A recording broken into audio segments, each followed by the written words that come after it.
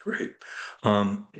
So one of the other things, hopefully you see that we have our what we call Healey breaking news. So those are our email blasts that come out. If you had a chance, we have an entirely new members only webpage.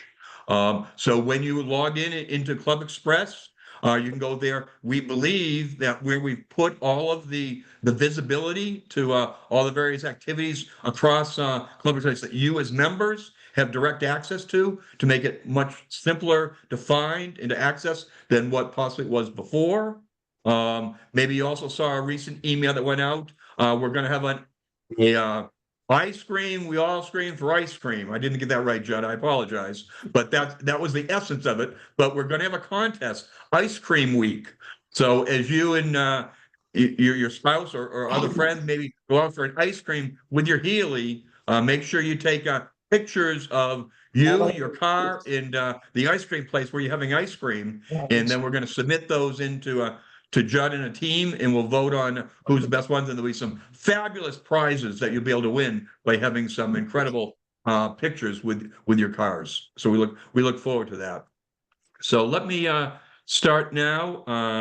Jeff, you had a question. Let me pull that. So you had a question regarding placing the spigot bushing on your crankshaft on your BJ8. Yes. Is that correct, Jeff? Yeah, that's correct. It's starting to get noisy, I fear, and I'm looking at replacing it.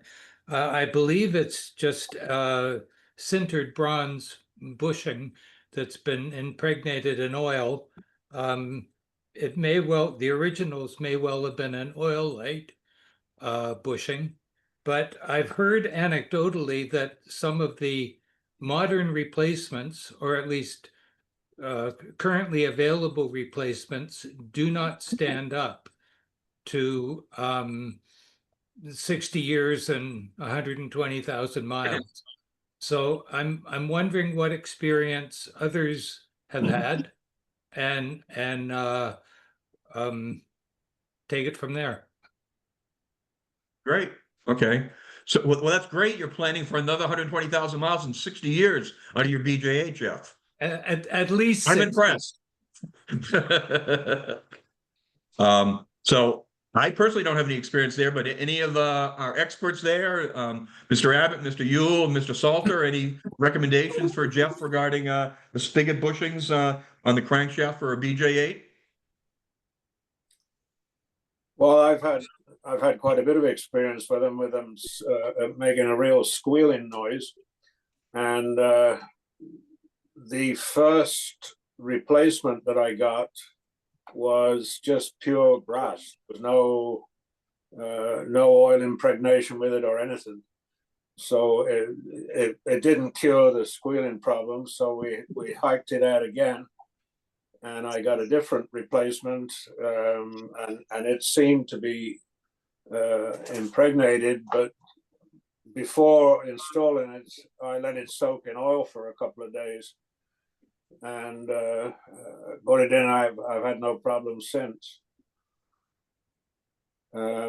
We have had other cars with similar problems, and replacing the bushing seems to take the noise away. So we haven't got 120,000 miles of experience on any of them yet. So hopefully they'll be okay.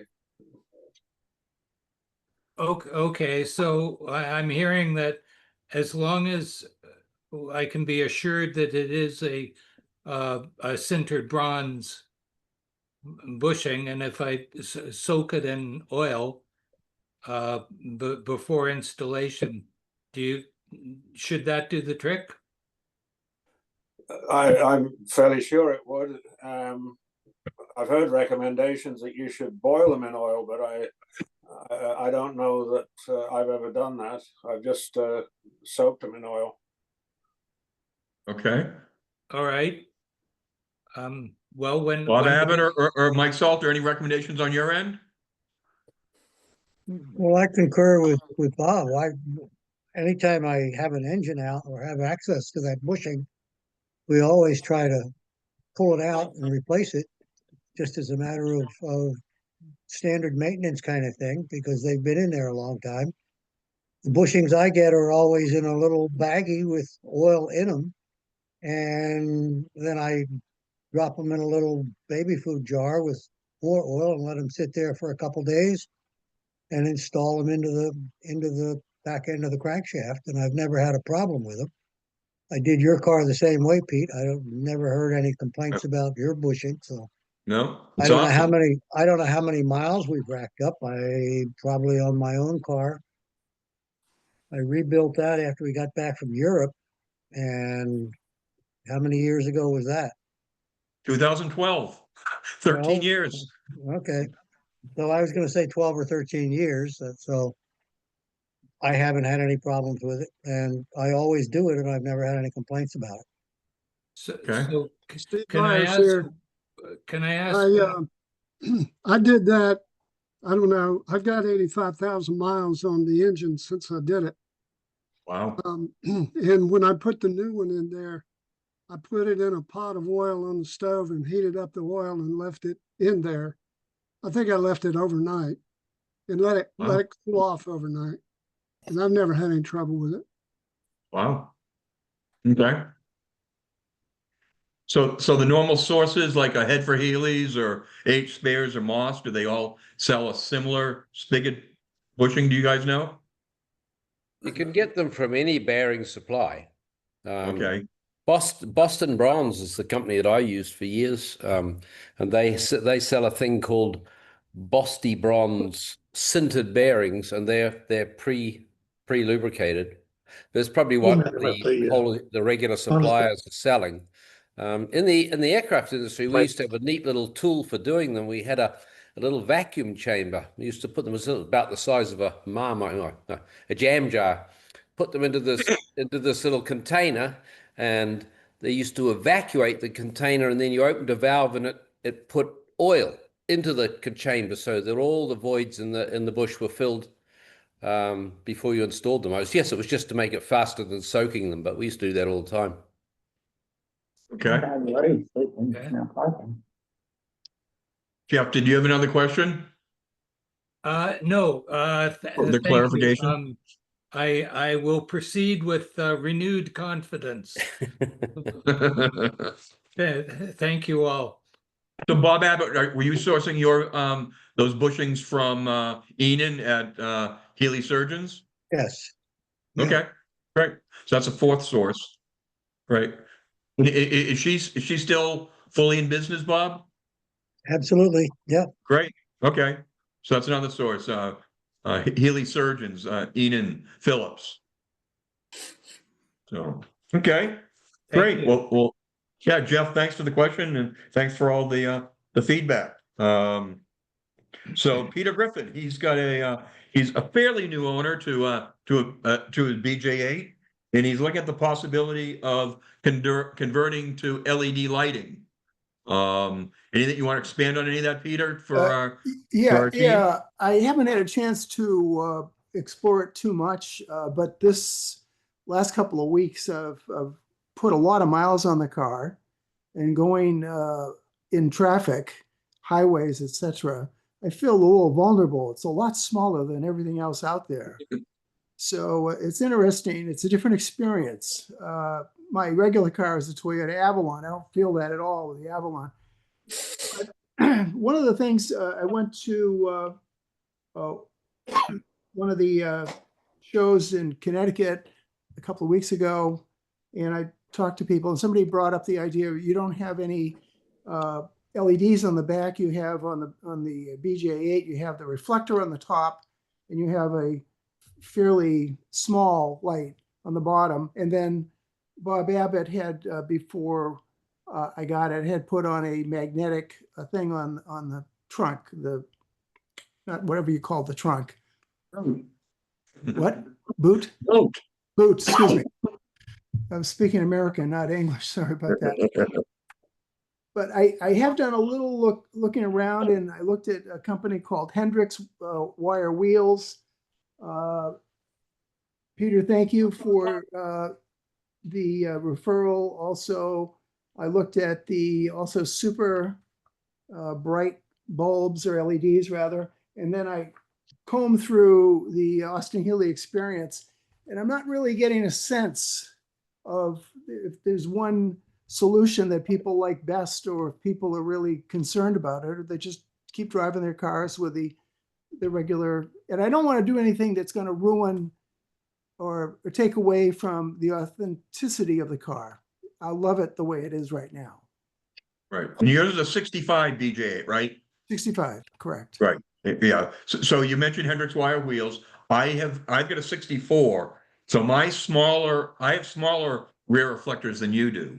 Yours is a slightly larger size, but Allen Hendrix does sell a kit that you can do that give you both your light and your brake light in that where that reflector is. I put it in probably 5 or 6 years ago. Been very pleased with it.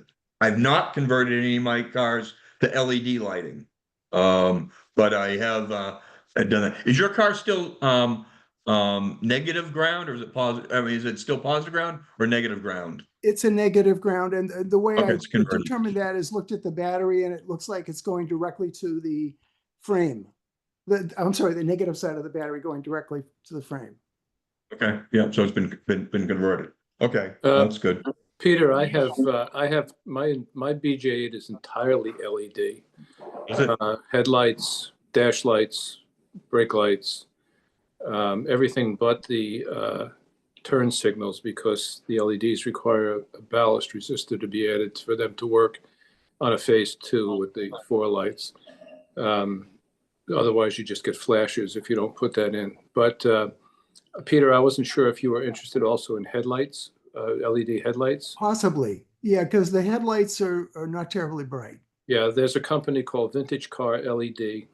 They sell the 7-inch LED headlights. I have those in my BJ8. They have a classic lens style. They also sell a Hella lens in the 7-inch, but the classic style looks just like the right style for the car, and they work fantastically, and they don't have that little pigtail on it with an extra box attached. It's all built into the bulb, so they fit pretty nicely into the BJ8 headlight buckets. So I recommend you give them a call. That's Vintage Car LED. Yeah. Very good, Tom. Judge Perkins, I just got home this afternoon and saw your email. But Hendrix Wire Wheel, you've located, it's Hendrix Wire Wheel that sells the kit for the rear lights, and I've got them on my car. Very happy with them. Yeah, Judd, thank you for taking some time and talking to me at the show. That was really good. Peter, also you mentioned Super Brights, I think it was, and I use them for the dash lighting on the BJ8. I can actually now see the gauges driving home at night. Now, is your car negative ground now, Tom? Yes. Okay. Okay, as is Peter's.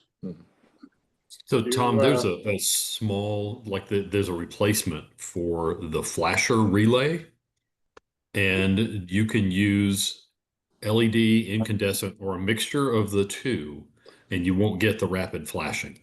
You don't have to do the ballast resistors. It wasn't, I may not be up to date on that, but it wasn't a rapid flashing. I mean, if you change, my understanding when I last researched it on the phase 2 BJ8, the flashers have no ground. They just go to ground to each other. And you have to add a ballast resistor to ground. You also do have to change the flasher. That's a given. But I understand that without adding a ballast resistor in there to ground them, because the LEDs require so little voltage, the common ground between them will cause all 4 of them to flash, and you tend to have 4-way flashers when you turn on any directional. If that has been solved, I'm not unaware of it. I'm doing mine's in a BT7, so I don't have the same setup you have. But I also did the LED headlights. I did the Hella, and I regret not doing the vintage because it's a more flat lens instead of the curved lens. And as I recall, the vintage LED guys also have more of a warm white as far as the output. It's not the bright white or the blue white, right? Mhm. Are you asking me? I'm sorry. Yes, I am asking you. Is that correct? That is it? The vintage car LEDs are pretty white, but they're fantastic for seeing things. So Yeah. I have photographs of the old halogen. I had halogens in it before, not the stock lights. And I have photographs of low beam, high beam in my driveway of the difference. If anyone cares to see them, they can email me and I'll send them. But they're fantastic at night. I can see things now. Yeah, for sure. I've done the same. So I've got the Morimoto LED in the Hella, but I do have the pigtail that would be nice not to have. And if you have a single light car, I found some bulbs, LED bulbs for the front, where when you turn on your turn signal, it turns amber. It flashes amber. Okay, and so you can have the white running light, but then when you turn on the blinker, it turns amber and blinks. Wow. That's cool. Yeah. I Yeah. like them. Yeah. People don't realize that they need a red LED behind a red lens and an amber LED behind an amber lens and so forth. They think a white one will just be red or amber, but it won't be. Yeah. So on the BT7, it's clear glass. It's clear, like no color. It's just white, clear Yeah, glass. So because you're going to beehive your glass Yeah. beehive on a BT7. Yeah. Yep, exactly. I'm new to the club. I just wonder if I could throw in my 2 cents worth. Thanks, John. John? Yeah, I'm up in Halifax, Nova Scotia. Great. Yeah, I purchased LED bulbs for my turns and my running lights, and I purchased them from this outfit in the UK. Classic With car classic LEDs. car LEDs? Is that what it is? Classic car LEDs? Yeah, they're just plug-in replacements for the 1157 and the 1156. Okay, they're great. They're very bright. So in the daytime, they're much brighter than the originals. But you have to buy their flasher. Apparently, according to them, there's an inherent short in the Healey as well as other British cars.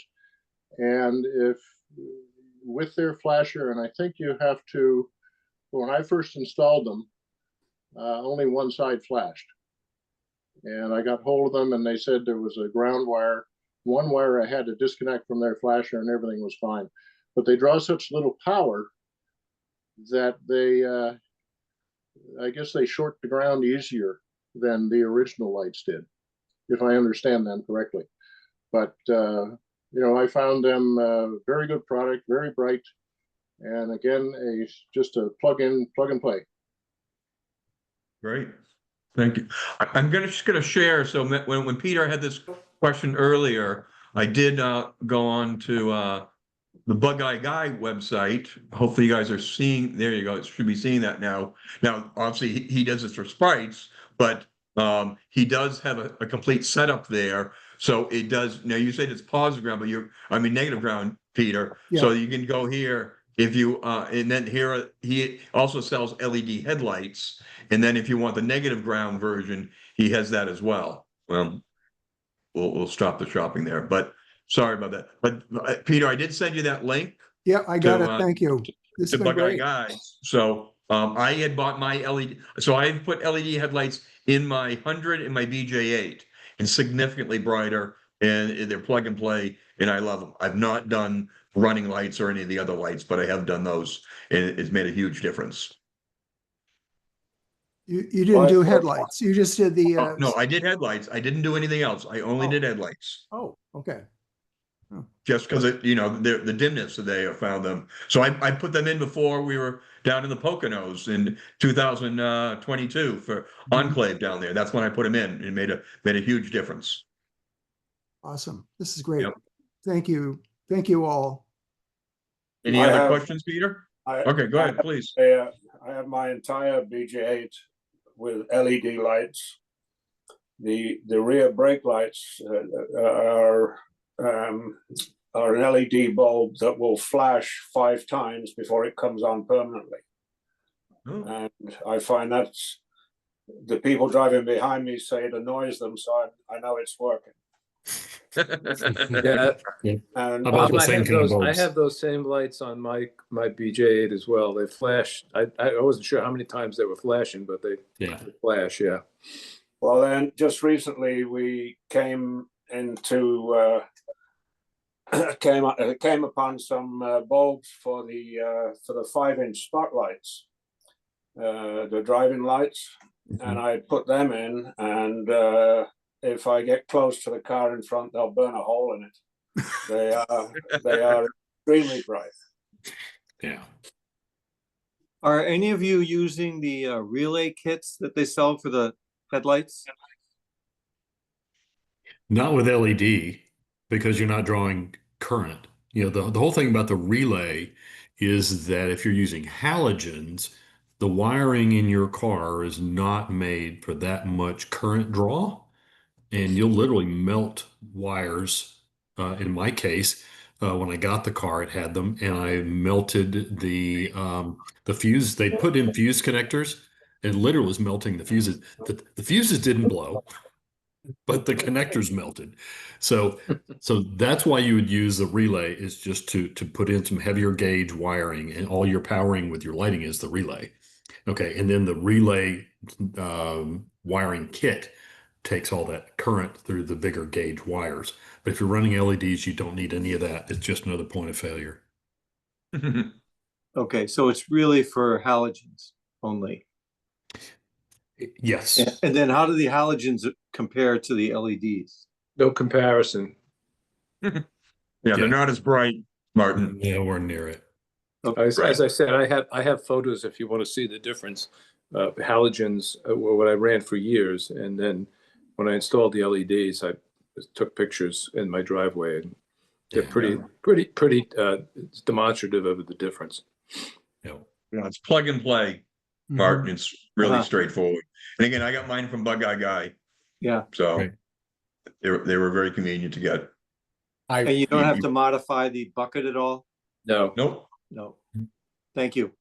Another alternative more locally for the New England is I got mine, which I have in my TR4 because it's negative ground. And I got them from Custom Spares in Brewster, which is also known as Classic Garage. And he has the lights manufactured and sells them to many of the places. He has for years, and he has the LED convergence. He's much cheaper. And he also has the Lucas P700 with the 3 bars. He has them also. And the difference is phenomenal from the halogen, like other people have said. And they're plug and play.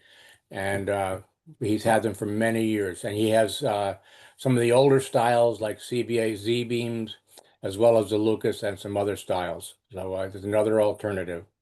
That's Custom Spares. Yeah, it's Custom Spares in Brewster, New York. He's been around for many, many years. I'll have to look and see if he's on your. I got to go check that. I don't remember everybody, but again, I'm writing these down. So any of these new ones that come up, we'll add that to the database if they're not already on there. Okay. Thank Rob you. Moore, you had a question about the access on your battery cable on your BT7, I believe. I do, Pete. Thank you. I looked at all the reference books I could find, and I can't see how the battery cable on the BT7 is routed up and over the rear end. So I was wondering if anybody knew where the anchor points are. I found one, which is basically behind the seat, but it seems like there needs to be another one that's kind of above the rear end. Yeah, like up on the bump box. Is it on the bump box? Mm-hmm. One of the bump box bolts? You use one of those? Okay. No, I got to think, because mine wasn't done correctly initially, so I didn't have anything to really follow. But I feel like there's probably 2 attachments. And I think I found a correct one, and then I'm trying to remember if there was a hole already in the bump box or if I drilled a hole, and then used the sheet metal screw on that one to hold it. I can take pictures and send it to you. If you don't mind, that'd be great. Yeah. Yeah. That's So kind my of what car I was is, thinking. yeah, my car is not concourse. So, Don't worry so- about that. okay. So if you're good for a driver, then I'm your guy. But Yeah. Yeah, Michael's over there smirking. He's like, no, no, no, don't do that. Yeah. This is Go ahead, Rich. this is Rich Masternardi.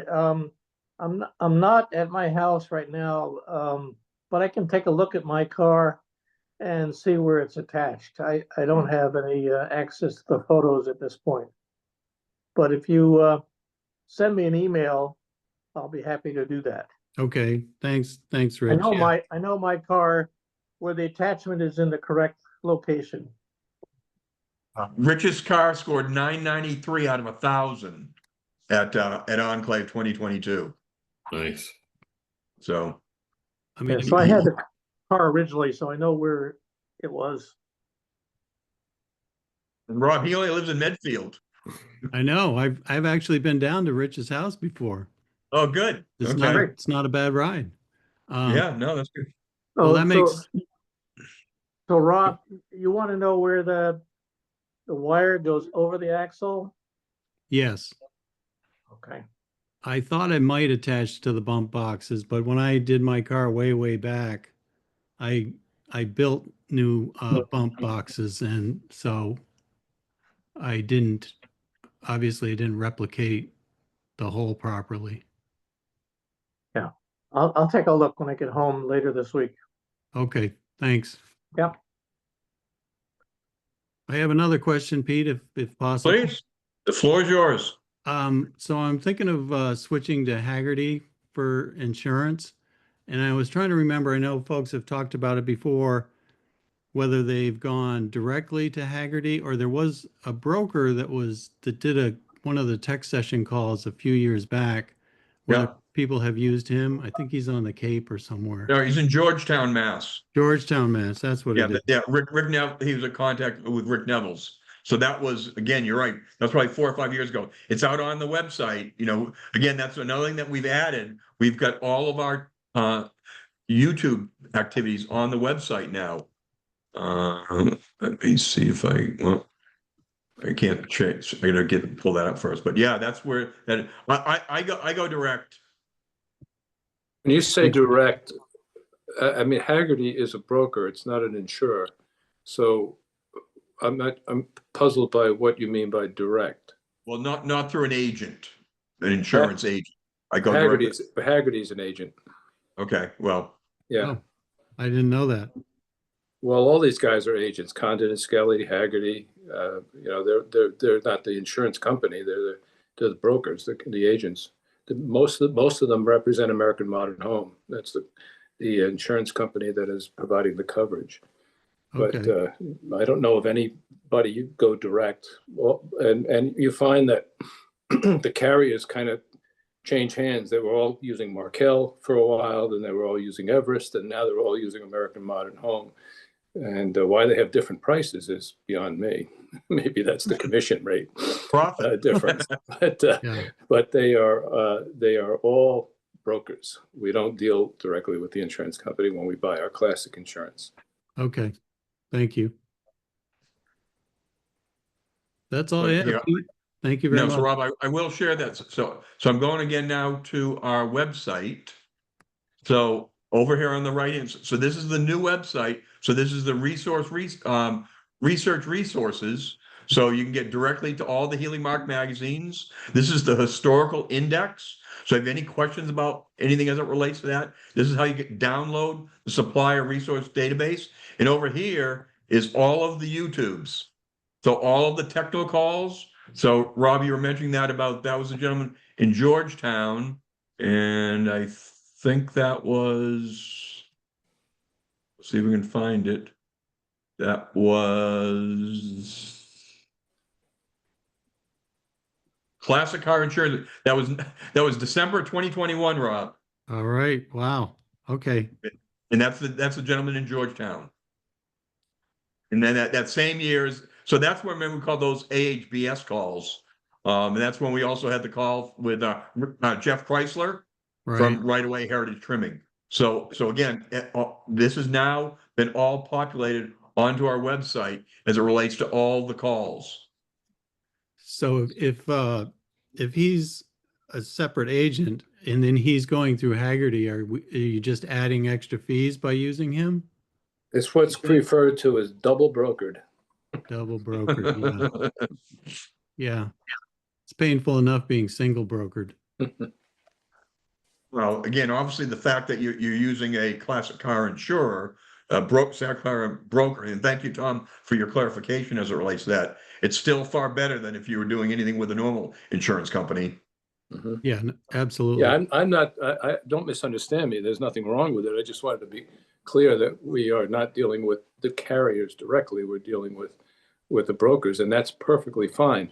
And I don't want to, in the interest of time, I don't want to get too detailed on this, but there's nothing also wrong with double brokering it, because the brokers may be simply splitting the same commission, and it doesn't necessarily add to the cost. So I'm not disparaging that arrangement either. Okay, that was my question, is whether you're adding another fee. It might be, it might not be. It depends on what they've arranged between them. Usually not. All right. Thank you, Pete. You're welcome, Rob. Thanks, everybody. Are there other questions tonight? Pete, Dave Bruby just throwing in about Haggerty. You get, I think I saved $20 by saying I was a member of the Austin-Healey Club. That does not apply in all states. So you just need to be careful, but you're in Connecticut, right, Dave? Yes, I am, Pete. Yeah, Rob, I don't believe it applies in Massachusetts. I think there's like 4 or 5 states. Isn't that right, Roger? There's a few states that it doesn't apply the discount. Not only states, but it does not apply to Canada. Right. I will tell you that it does apply in New York. Great. Thanks, Ken. Other questions tonight? Yeah, George, I have a couple of questions. Please. Is there, do you guys set a range on your air pressure on your tires? I got 1-year-old wires with Sprint Classic 165 HR15s on it. What tire pressure ranges are you guys using? Any recommendations for Georgia? Are you running tubes or not, George? Yeah. Okay. Yeah, I've got that same tire, and that came from Hendrick's Wire Wheel, and he told me 32. 32. Mark, did you have your wheels from Allen? Did you have your wheels shaved as well?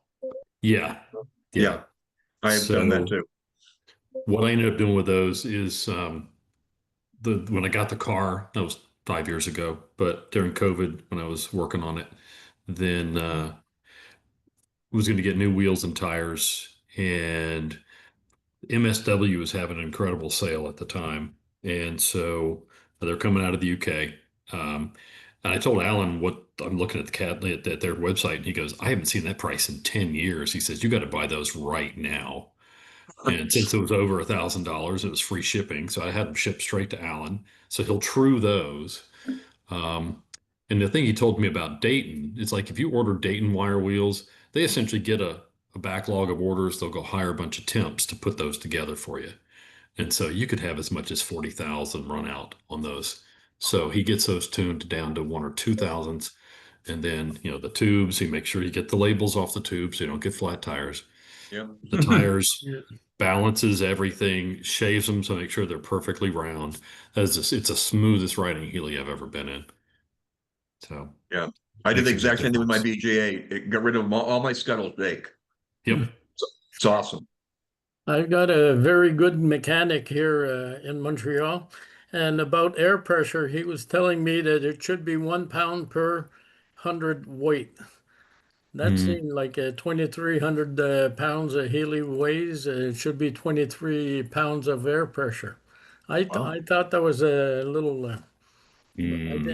I almost didn't believe him, but I tried it and it worked. Really? Okay. Wow. Maybe you have heavier air in Quebec than we do in this country. Don't start me. Don't start. I run 25 PSI in mine. There you go. Okay. See, Peter? He's a Canadian also. Heavy air. Yeah, I run. I thought he was a New Zealander. I run 25, 26 PSI, and I'm running Okay, John. Continentals. I got Okay. I'm Canadian too. Yes, I know. Yeah. That's right, Nova Scotia. Yeah. That's right. Hey, I'll be going to Nova Scotia in September. Maybe we can meet. You bet. You were meant to come to my place with Jerry Hall Yeah, yeah. last time you were there, and I think Oh, you yeah. had trouble with your car. Yeah, Okay. I look forward to meeting you. good. Good. Great. George, any other questions? I did. Please. Last year, my fuel pump went out, and I had an American fuel pump that was probably 20 years old in the car. And I went to replace it with an SU carburetor, and the bracket wouldn't take the carburetor right side up, so I had to put the carburetor in upside down. The car seemed to have a bit more pep.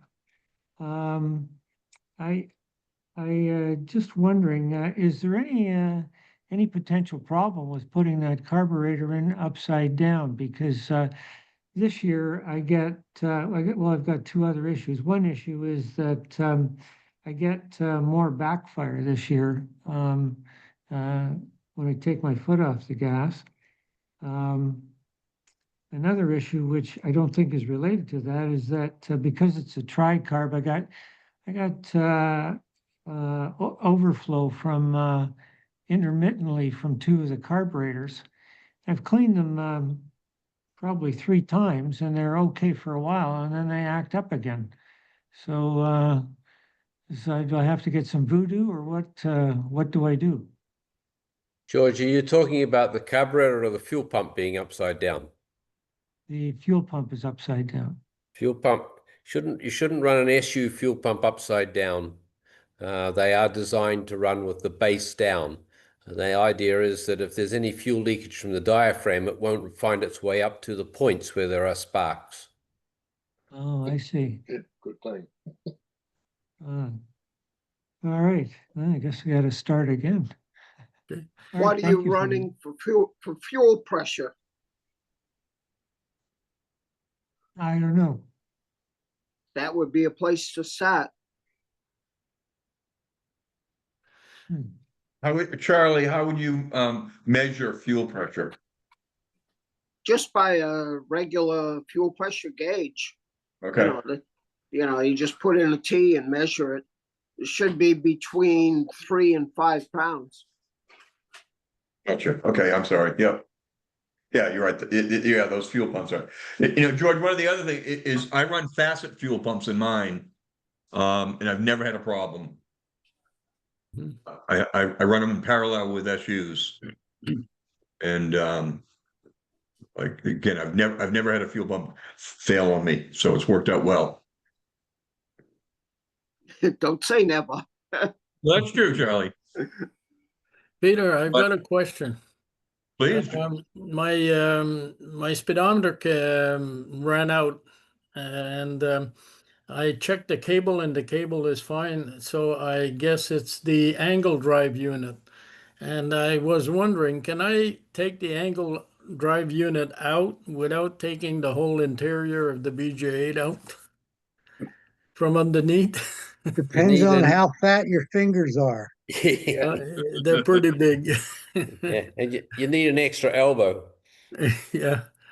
Yeah, I did that. I did that about 3 months ago. It's a tight squeeze, but yes, you can switch it. Probably worth trying that first, Roger. Pardon me? It's Roger, worth trying that first. Go ahead, Bob. I use a pair of long needle nose pliers to be able to get up there, and you can't get a very big turn every time. It's like a 16th of a turn, and you just have to keep working at it and working at it. But you can get it out if you can't get your fingers up there. Okay. It works. How long are the needle vice grips or long nose? They're about 6 or 8 inches, I suppose. The ones I use are probably about a foot long. Oh, yeah. Yeah, they're long, but They're that long. gives you a little more room below the frame, so you can, you don't have a lot of swing room when you're doing that because they're so long, but it gets you below the frame, so it's a little easier to get a hold of the knurled fitting on the right angle drive. Yeah. Okay. I would Mine, recommend, Roger, that if the angle drive has failed, you should really check very carefully that something else isn't causing excessive resistance, like a seized odometer in the speedometer, which is breaking the angle drive, because it's heartbreaking to change an angle drive and drive another 10 miles and it fails again. And it's very often caused by a fault in the speedometer itself. Okay, I'll see about how do you test that? Do you I have to test put them with electric drill. Just run yeah? the speedometer with an electric drill for 10 minutes. See if it starts going funny. Okay. Run the In electric reverse. drill in reverse. I just did 5,000 miles on it over there in May. So but the odometers do seize oddly, and eventually that resistance works its way all the way down to the angle drive, which is the weakest point in the chain. Okay. Thank you, And Mike. Roger, did you hear you need to do the electric drill backwards? You run the drill backwards, not forward. Yeah. Oh yeah. Both Abbott and Michael confirmed that. But you put what? What do you put? You put the speedometer cable on the drill? You live in the land of Robertson screwdrivers. You'll notice they're square. Yep. Goes right into the back of the speedometer. Oh yeah. Number 2. Number 2. You're yeah. pretty good. I like your thinking, Mike. My angle drive failed. It was new from Moss, had less than 1,000 miles on it, and I picked up an old used MGB one, and it's been in there ever since. And the actual inside the angle drive, it's made out of a piece of the speedometer cable, and it just frayed, just fell apart, and it was less than 1,000 miles. Wow. So the MGB one is identical, John? It dropped right in. I was told it was an MGB one. Don't get one for a Woolsey 6110. It runs in the opposite direction. Don't ask me how I know. Oh my. I will add this to it. The guy that I use for instrument rebuilding out in California can rebuild and will rebuild a right angle drive fairly economically, but he won't rebuild a new right angle drive. So it has to have, if you look at your angle drive, the older ones had a C-clip spring in them to hold everything together. The newer ones are crimped, and he won't rebuild it if it's a crimped one because the internals aren't worth it. Yeah. So for $50, you can have it rebuilt with new parts, but he won't do an old one. I mean, I won't do a new one. I just bought a new one today this afternoon for $55.95 at the former British Victoria. I won a certificate, so I ordered from them. And that's not too expensive. Yeah, that's only about 110 Canadian.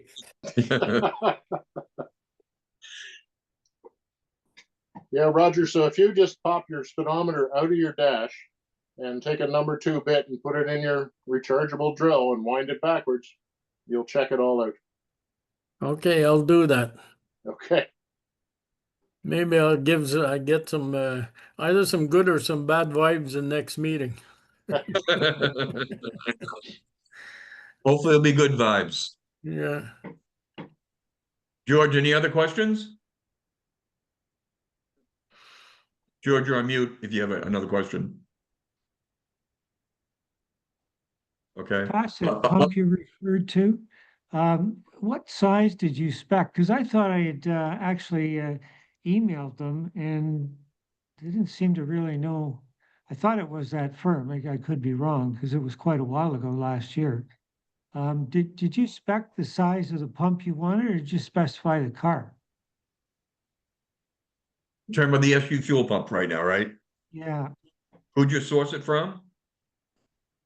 Oh, I got it from this fuel pump. Oh, it came from Auto Farm, Bob's shop.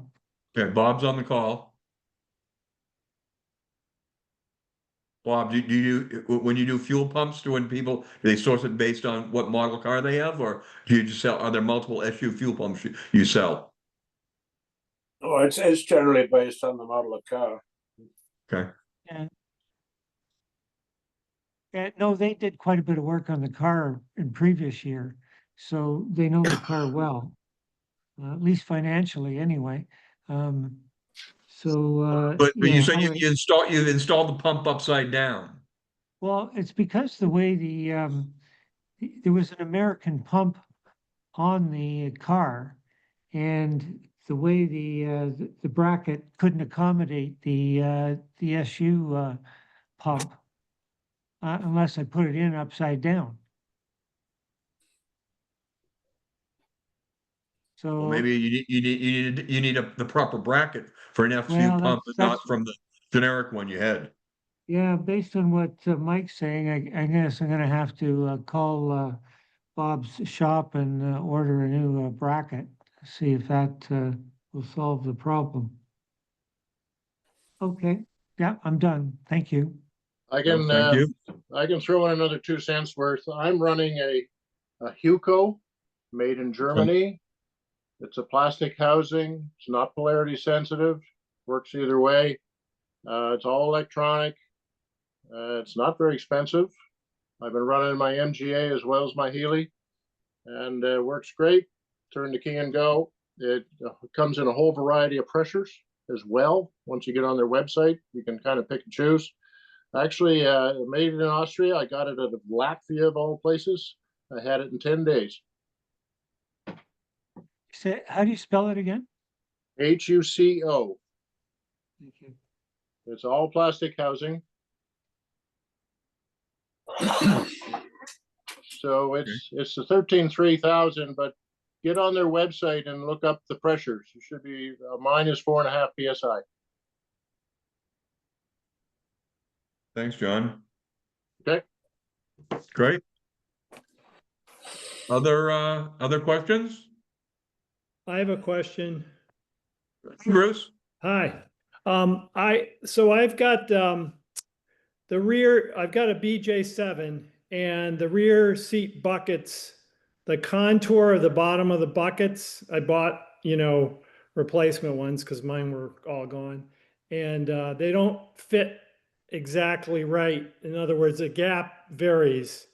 And then I think on the BJ7, the carpet actually runs, now BJ8, they just put vinyl, I think, under the buckets, but with the BJ7 and the carpet kit I got, it actually runs under the buckets. So I was wondering, what do people do if it doesn't fit? Do you just use like some sort of foam weather stripping or something around to seal it off, and then maybe cut the carpet back a little ways so you can fit around the lip of the frame of the car with the weather stripping, and then put the buckets on that way. So do you think the bucket isn't the right size and Well, structure? it seems to fit okay. It looks okay. It kind of, it fits over the front of the lip, yeah. down.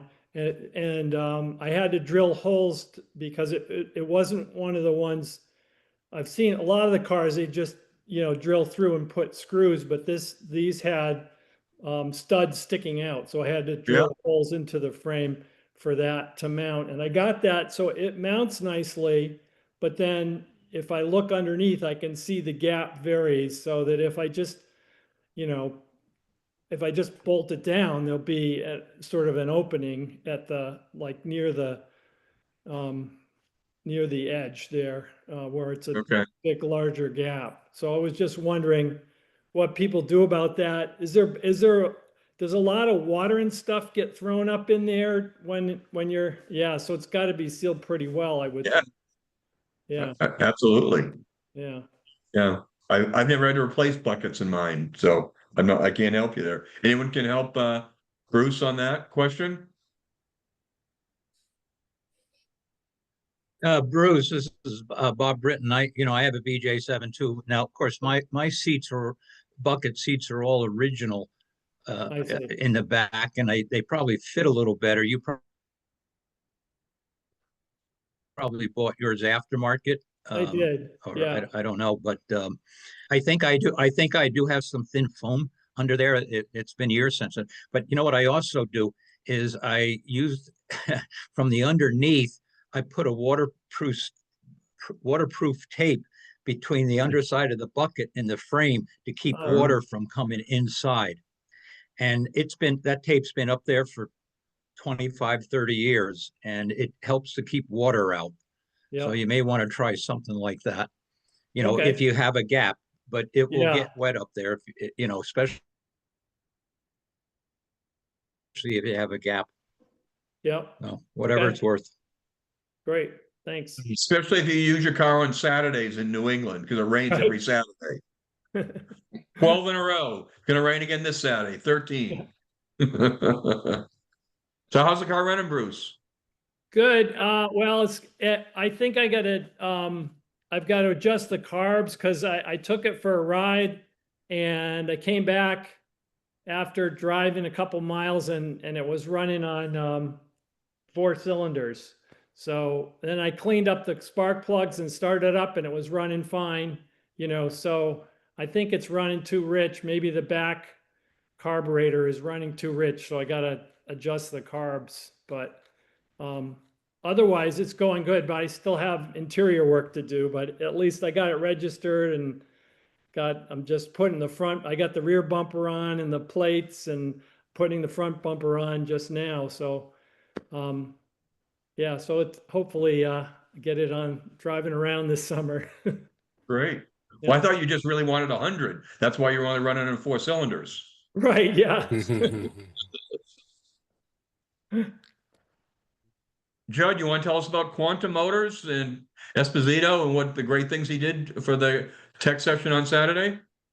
Sure, and compared to this group, I'm relatively novice technically, so excuse me for that. And I noticed that Dave Berube is on the call and Sam Casarella, and both of you were at the session too. So feel free to jump in with any comments that you have on your thoughts on the session. But John is located in a little town called Oxford, Connecticut. You can barely move around in the shop because of all the transmissions and transmission parts that he's got there. And he just got, he said, I think 15 new ones, or not new ones, but he recovered 15 transmissions. And there were a couple of them that had Bob Bender's name on them that is a former Healey Club member. So I don't know if Bob was up here and dropped some off or what, but obviously a very knowledgeable guy. He started off in life as a physics and mathematics major in college, and somehow or other got it into the transmission business. And what he did for us was he had a BN4 transmission that had come in for service, and he disassembled it, giving kind of step-by-step on the how-tos and some of the traps in terms of both disassembly and reassembly. But I'm sharing your pictures, Judd. Yeah, there you go. There we are, and there's John with you can see the shop, and that's a pretty good sense of it. And the one thing that I thought was fascinating on the overdrive, and he says, the overdrive, you get 1 gear in the overdrive versus the gearbox that has 4 gears in it, but the overdrive is infinitely more complex than the gearbox. a tip he said is when driving your car, don't rest your hand on the gear shift lever because that will tend to wear out the synchros faster. And I know lots of people do that, myself included, but he said that's a no-no. And this is one on me. I don't know if anybody else has done this, but he says when changing the oil, be sure to drain both the overdrive, which is the large brass plug, and then also the gearbox plug itself. And again, I'm a novice. I've been just draining the large brass plug, and so I'm not getting all of the oil out of the transmission because there's an effective dam between the gearbox and the overdrive that will block oil, and of course over time the sediment will end up in there, and if you don't drain the transmission, you can cause yourself some potential problems. He also said that there is now the brass plugs and have a tendency to warp over time in use, and he said there is now a steel plug with a rubber gasket on it that he says is much better in terms of curing the leaks around the big brass plug. Frequency, he said 30, and I think everybody knows this, 30 weight non-detergent every 10,000 miles or 2 to 3 years is what he recommends. And he showed us in the overdrive, it was fascinating. There are some passages in the overdrive that the oil flows through that are literally pinhole size. You can barely see them. And so he stressed the need to keep the oil clean, because if those pinhole passages get plugged up, obviously the oil won't flow and the overdrive won't function. So that was something he showed us and emphasized for us. Just as an aside, he had some really neat metal trays that are magnetic. So when he's disassembling, he throws all the bolts on that, and he doesn't have them falling off, going on the floor and everything. He says, and you can get those at Harbor Freight. He said that parts quality has become a big issue over the last several years, and he feels that manufacturers have cut back on quality control, and as a result, they let the customer be the final step in quality control. He said he has the best success with Dennis Welch, and gets most of his stuff from him in the UK. And then for the do-it-yourselfers that want to try to do this, or people that are not totally familiar, he said a big part of his business is people that have tried to do either a gearbox or transmission repair and failed, and so he ends up getting them to put them back together. I don't know, Sam and Dave, do you have anything you want to add?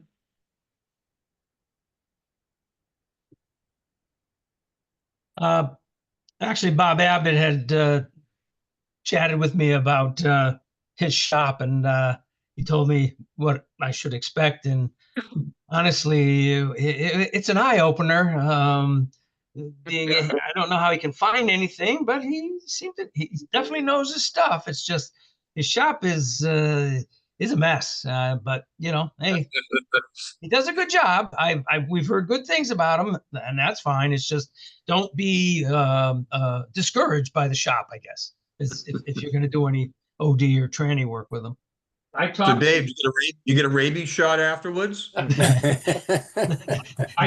quite that bad, no, but the floor was definitely oily. There's no doubt about that.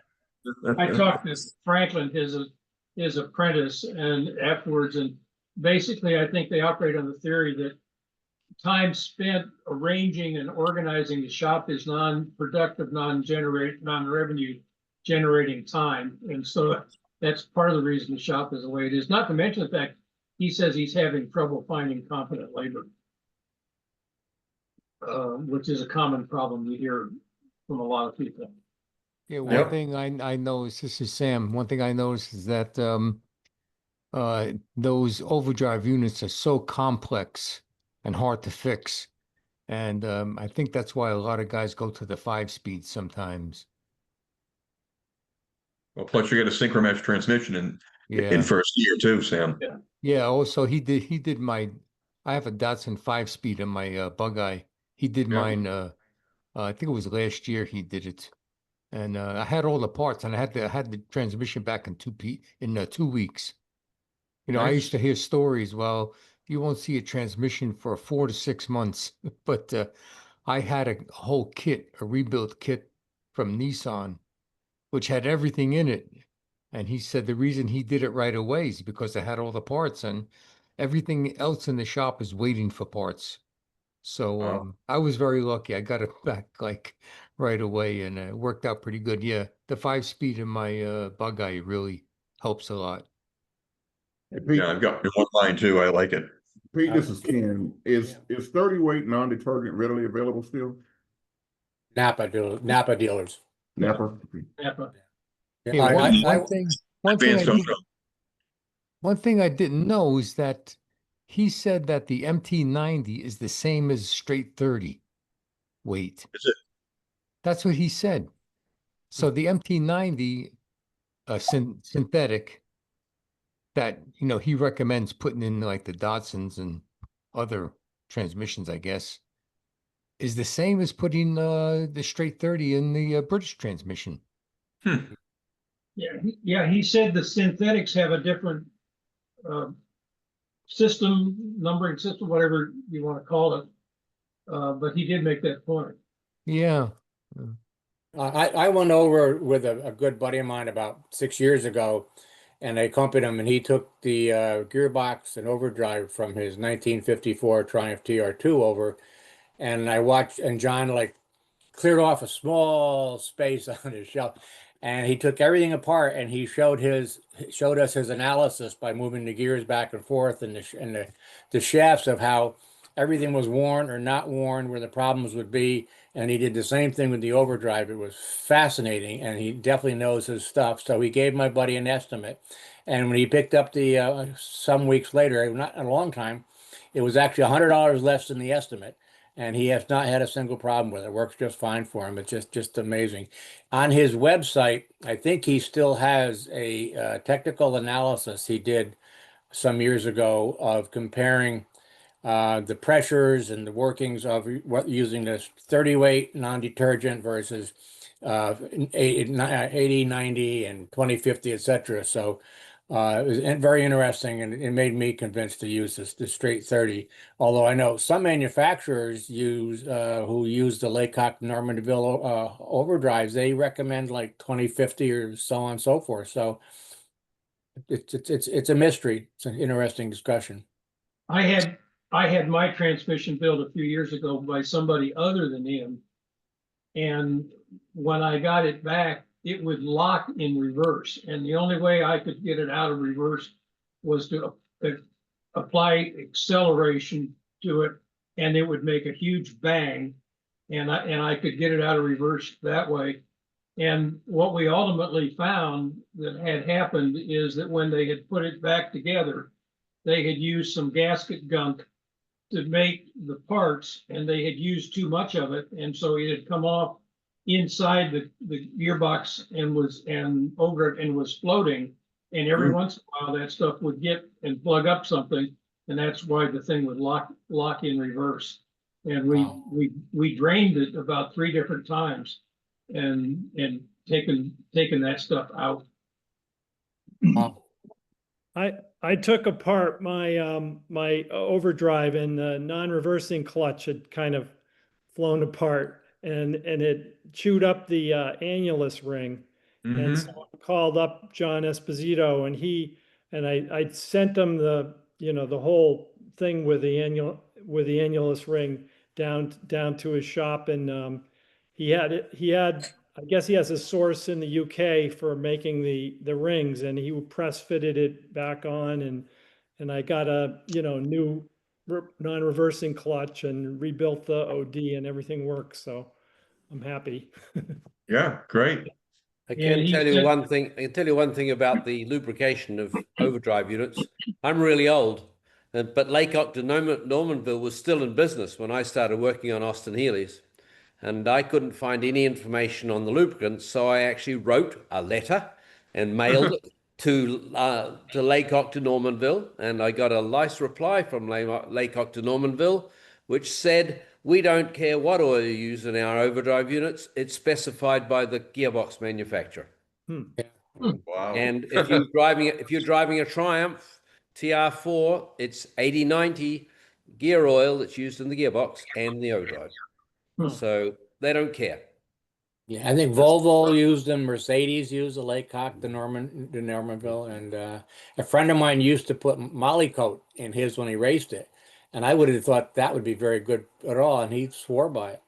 He even said once upon a time Ferrari used a Laycock overdrive, They did. and the reason they switched is they got pressure from the Italian government about what are you doing buying British parts and putting them in an Italian car, and so Ferrari found some manufacturer that put their name on it, but it was kind of half and half of the Laycock and this other manufacturer. I think AMC Pacers also had a Laycock to Normanville overdrive. Did they? Wow. I think so, yeah. God knows what Pacer put in the transmission. I mean, Ferrari was probably extra virgin olive oil. Squirrels. he went through all the cars that had Laycock overdrives in them, and it was a pretty amazing list. Jaguar also had them, but but the Ferrari was a really interesting one. What about sawdust?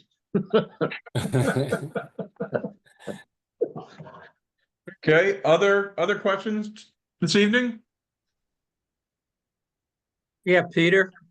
Yeah, Hey, it's Bob. Bob Britton. Yeah, I have a question on oil pressure. I've noticed in the last few years I have declining oil pressure in my engine. You know, it's supposed to be around 50 pounds. BJ7, and I know I think the BJ8s run a little higher when they're warm, 55. I'm running about 40 when I have hot driving a lot, you know, especially this trip we took down south on the tour, you know, and I'm driving hours on hours at highway speed. I'm down in the low 40s, you know, maybe 42, 43 pounds. So my question is, should I be concerned at that oil pressure? And the second part of it, I've heard about these high output oil pumps that like spare cells, and I'm wondering if that could increase the oil pressure. I know I think the answer comes down to the bearings on it are worn, but my engine is 30 years old, has probably 100,000 miles on it. So I just, you know, am I okay with low 40s for oil pressure?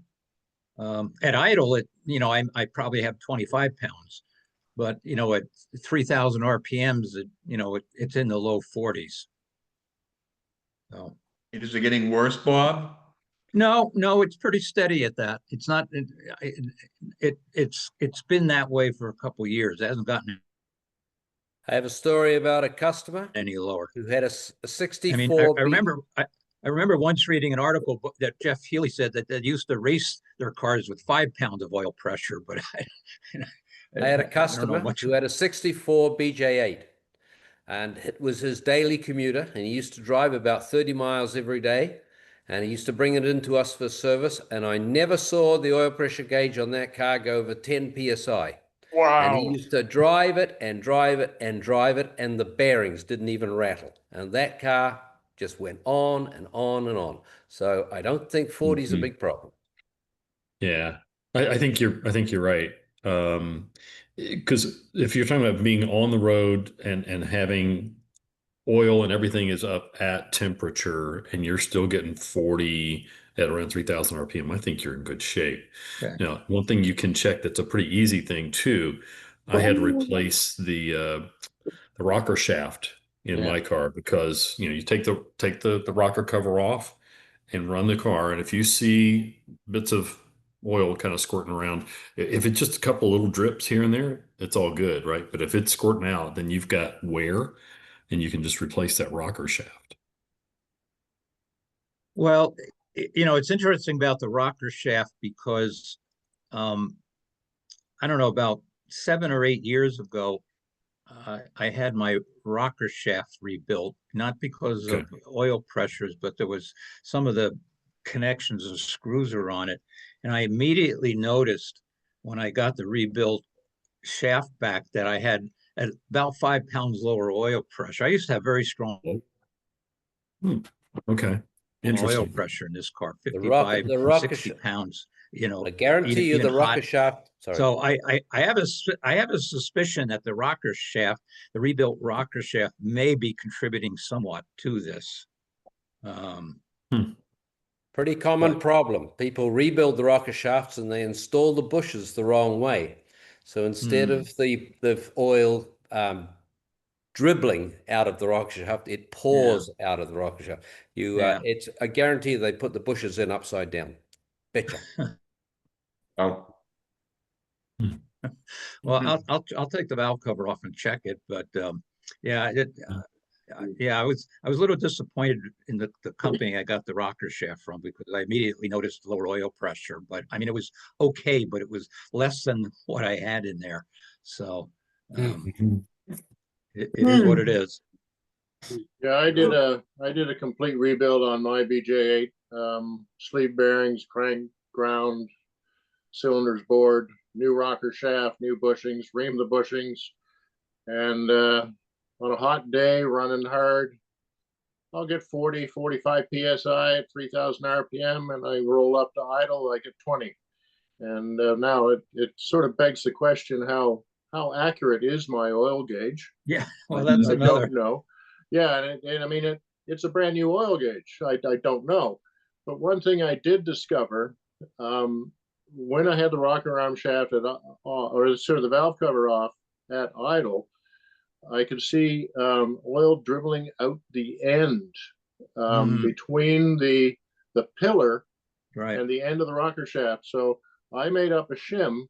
There's a little wavy spring washer in there. I made up a shim and put it in there, and that stopped that little dribble. But I do get a very, like, I can take the valve cover off and I can crank that thing up 3,000 RPM and it doesn't spray any oil anywhere. The engine's very solid, and you get that little dribble coming down the rocker arm shaft and onto the tops of the valves. I think it's working fine. And it also could be my gauge, because the the water part of my gauge, I don't, all of a sudden I don't get more than 90 degrees Fahrenheit. Ooh. So, wow. You know, the gauge is well, I know that's not accurate, but so I'm planning on sending the gauge out to be rebuilt this winter, and it could turn out to be just the gauge, right? You know, the two are connected, or not connected, but they're the same gauge, and believe me, I know I'm not running 90 degrees Fahrenheit. Yeah, that's for sure. One question is, what's your oil pressure when you first start the engine cold? It's in the high 50s. Okay, so yep. Yeah, so the relief valve's correct. Yeah, well, mine is 60. I actually shimmed the release valve. I put a couple shims under the spring, and to see if that would help. And I'm not sure it did much, but I did shim it. I heard that was an old racer trick. When I rebuilt my engine, I put a whole new spring and cone in there for the valve, the pressure relief valve. I don't know if I needed it. Well, I bought a new spring, and the new spring was shorter than my old one. Yeah, funny about that. So, who knows if the tension was right on it or what? So it's right. But anyway, well, I mean, as long as I got 40 pounds, I should be okay. Then yeah, sounds good. I don't believe that my engine didn't blow up in 5,300 miles that I just drove. So I don't think low oil pressure is a problem.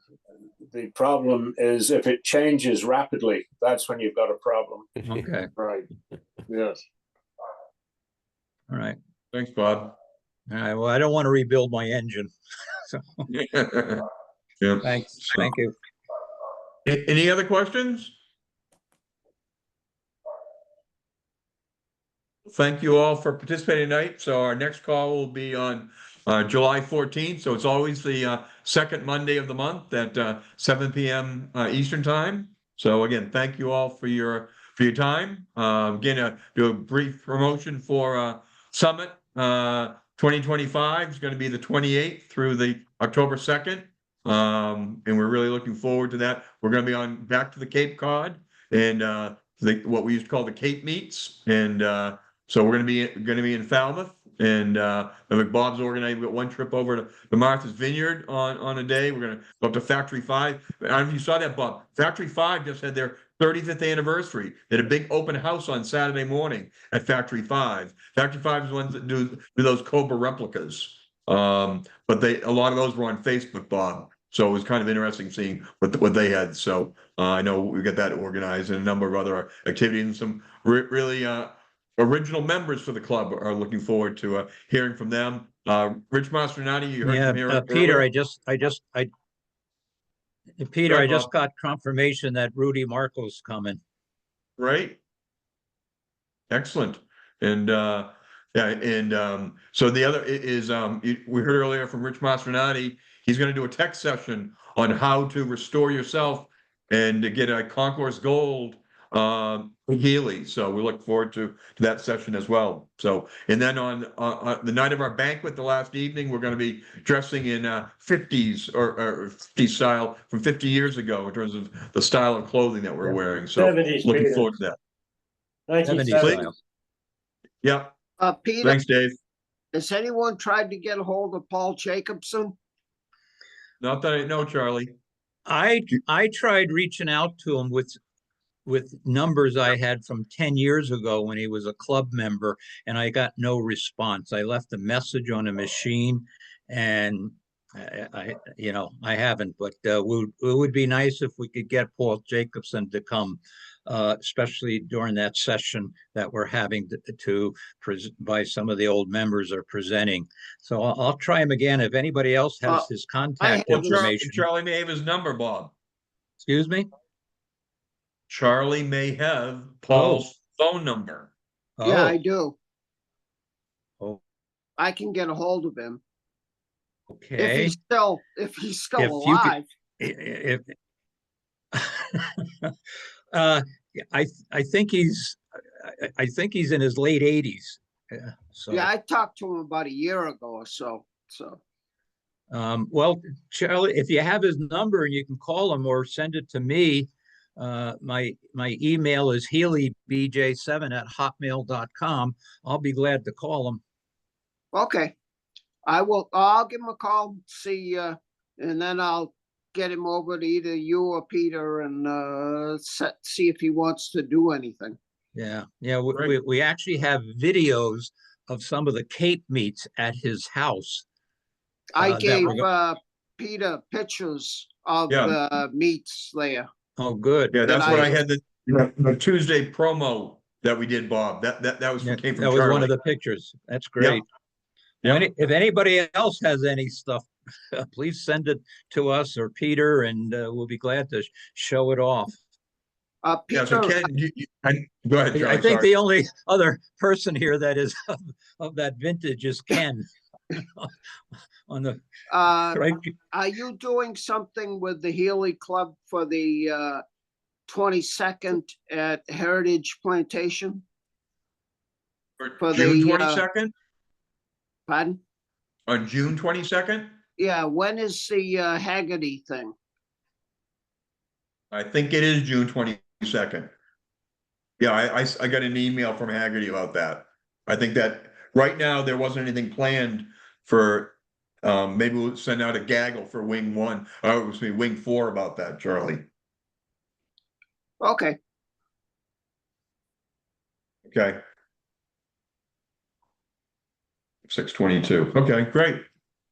Well, thank you all. Appreciate all Good job, Peter. Thank you. Go ahead. Take care, guys.